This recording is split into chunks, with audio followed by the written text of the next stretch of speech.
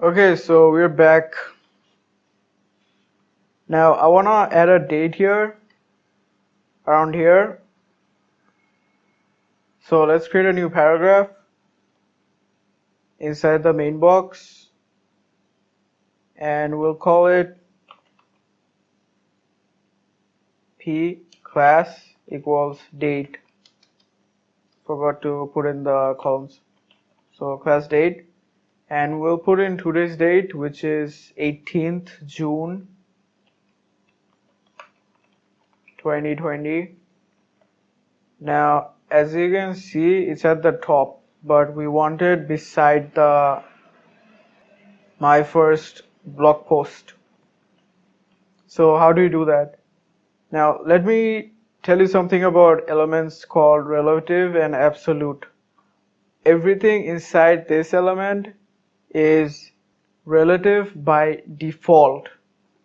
Now there's another element called absolute. So let's see. We'll use this date class here and copy it to our style.css. So dot date, and we'll use the position element. So position absolute.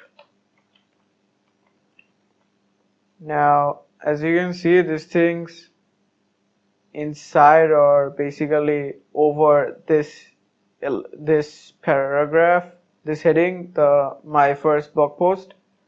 So what you're simply going to do is push this to the right side. So right 50 pixels. Now I want to push it a little bit more. So 70 pixels. Okay, 60 pixels maybe. And I want to push it a little bit to the bottom. So bottom 20 pixels. Okay, that's way too much. So 10 pixels maybe. Still doesn't work. 5 pixels. Okay, so instead of using bottom, I'm just gonna add margin bottom. Okay, margin top 10 pixels. So you're just gonna have to like edit this and see how it looks like. So this is kind of a trial and error thing. The more you practice it, the better you'll get at it.